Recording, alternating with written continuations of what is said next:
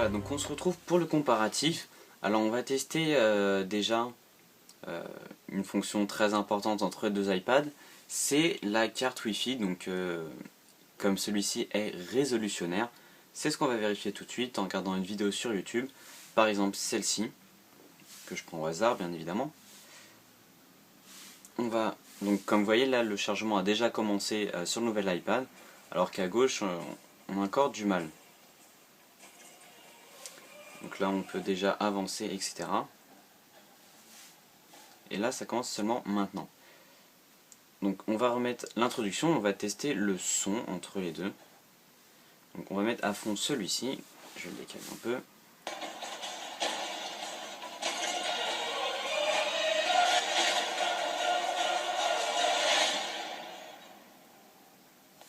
Et on va passer à celui-ci.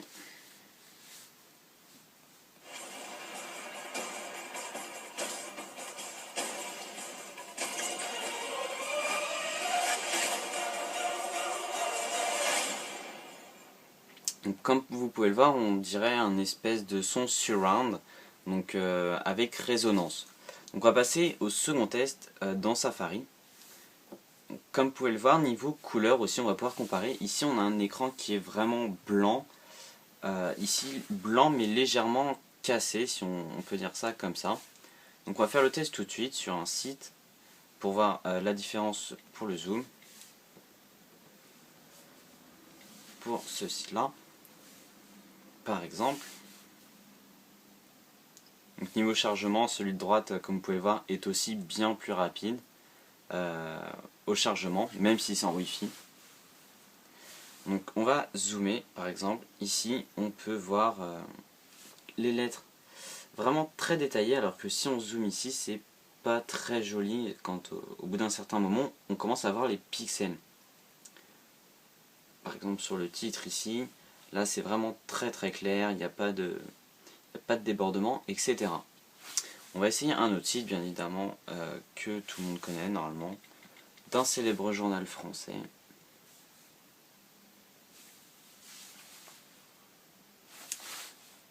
Pour tester aussi la lecture d'un grand article, par exemple celui-ci, le premier que je trouve. Donc, par exemple, pour lire un texte, ici on va pouvoir lire tout ceci, alors que là le texte est un peu moins clair, donc il va falloir faire paragraphe par paragraphe.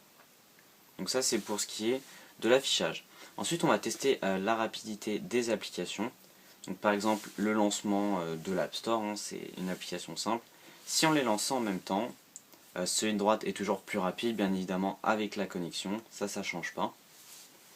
Ensuite on va passer par exemple pour Safari, le temps d'ouverture, donc le temps que ça recharge la page. Donc là c'est assez long pour les deux, même si celui-ci a fini avant. Par exemple, on peut aussi ouvrir l'appareil photo, le temps d'ouverture de l'appareil photo.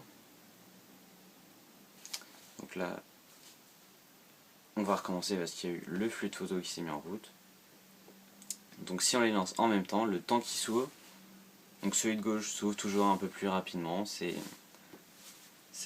pas très normal, sachant que celui-ci devrait être plus rapide avec son processeur A5X, la génération juste après. Donc pour le test de rapidité, c'est à peu près tout parce qu'il n'y a pas grand chose à tester. Donc on se retrouve bientôt pour un test d'application et de jeu. A très bientôt.